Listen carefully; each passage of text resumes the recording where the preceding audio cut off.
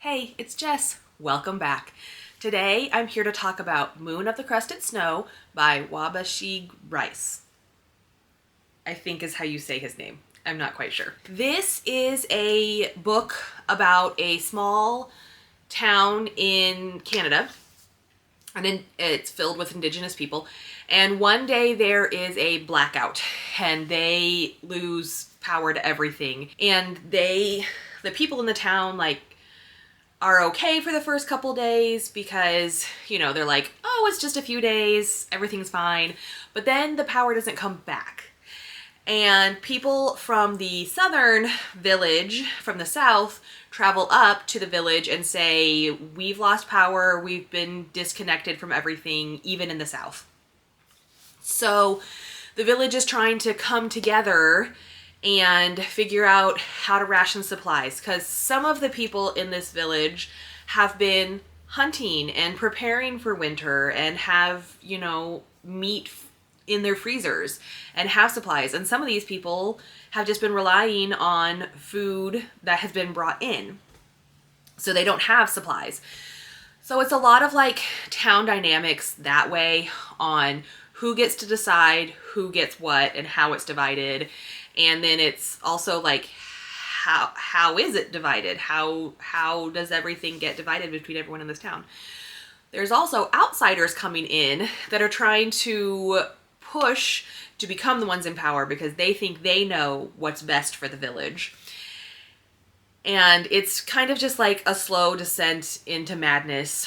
It's very claustrophobic at the end. It's a very slow burn, but when it gets to the end, it picks up. And then you're like, whoa, okay. I listened to this as an audiobook, even though I have a copy of it. And the narrator, fabulous. This was, again, claustrophobic. You're following Evan, and he's in the snowstorm. He's traveling around to different houses and trying to help people. And just knowing that there's no power, there's no running water, no cell phones, nothing. I don't know. I really enjoyed this. It is a horror book. The horror shows up. I mean, it's horror because it's this town turning on each other. But there's more horror, and it does show up towards the end of the book. Overall, I'm really glad that I finally got a chance to read this one. It was, again, a great audiobook. It was an appropriate story to read because it's a wintry setting. They have to get all this stuff ready, and then the snow comes.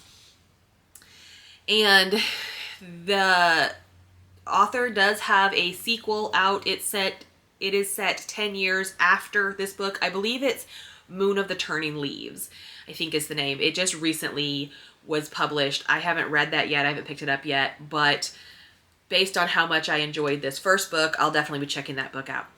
So now I want to know, have you read this book? What did you think? All right, I'll talk to you later. Bye. Hey, it's Jess. Welcome back. Today I'm here to talk about Bless Your Heart by Lindy Ryan. In this book, you are following the women in the Evans family. You have 4 generations: great-grandmother, grandmother, mother, granddaughter. Her name's Luna. They run the only funeral parlor in this town. And unbeknownst to Luna, who is, I think, 15 or 16, her family's job is to make sure that the dead stay dead. So basically, they're vampire hunters. No one else in the town knows this. No one knows that vampires, they call them ghouls, are real. And there's this one really bad vampire that is trying to come back to life. And so the family is trying to make sure that he does not come back and that he stays dead for sure. This book was so cute, and just the dynamics between all of the women, the way that they banter with each other, I really enjoyed that. I thought the writing was very descriptive. I could visualize the scenes in my head. And I liked the way that the women interacted with other people in the town. Luna meets a boy and starts, falling for him. So he's brought into this. The sheriff gets suspicious, and he's brought into all of this, and just seeing the way that they interacted with each other and interacted with all the people in the town, I just thought it was written very well. Lindy Ryan does have another book. She has another book following the Evans sisters, Evans women. It's called Another Fine Mess. It comes out sometime this year in 2025. I can't remember when. But I don't think it's a direct sequel. I just got a copy. I got an advanced reader copy from NetGalley. So thank you. I thank you to NetGalley and thank you to Lindy Ryan. I'm so excited to read this book. Looking at the cover, it may have to do with werewolves instead of vampires, but I don't know because I haven't even downloaded it. And I kind of read a little bit of the synopsis, but I saw that it was about the Evans family, and I saw that it was by Lindy Ryan, and I was like, I want to read that book. So I requested it, and again, was granted, so thank you. I'm so excited.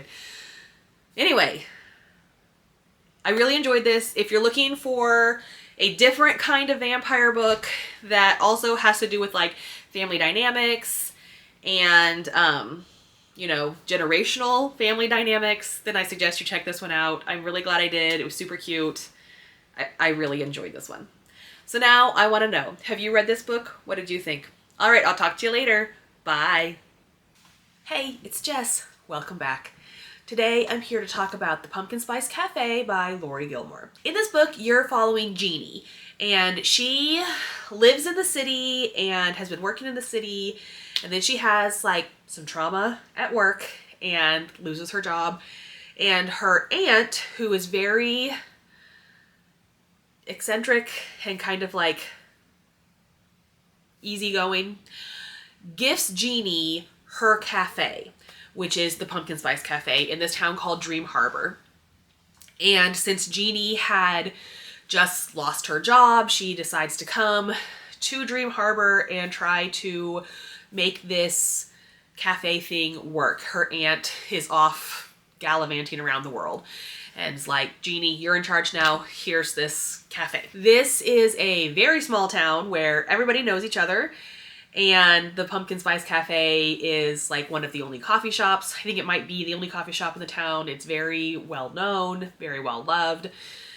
And with this coffee shop and this town comes all of the small town drama that happens in tiny towns. You are also following Logan. He is a farmer in Dream Harbor. He is a loner. He doesn't really have relationships. His last relationship ended very poorly, and the whole town kind of loves him and wants what's best for him.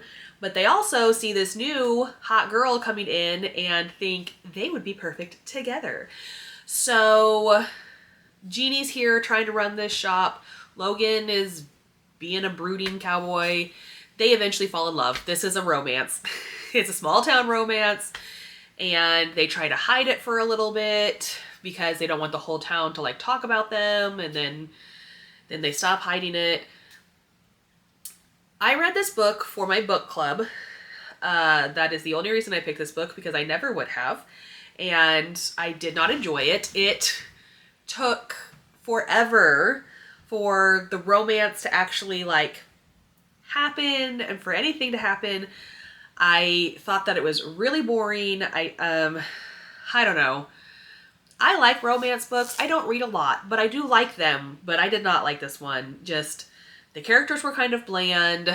There was a whole bunch of miscommunication, and I don't mind the miscommunication trope, but I don't like the way that it was done in this book. And it was a lot of assumptions and presumptions made about Logan would just see something or hear something that Jeannie did and assume the worst, and it was just dumb. The characters were dumb and they made stupid decisions, and I don't enjoy reading books like that. So I know that this book is very well loved. It is all over Book Talk. It's all over BookTube, but it wasn't for me. So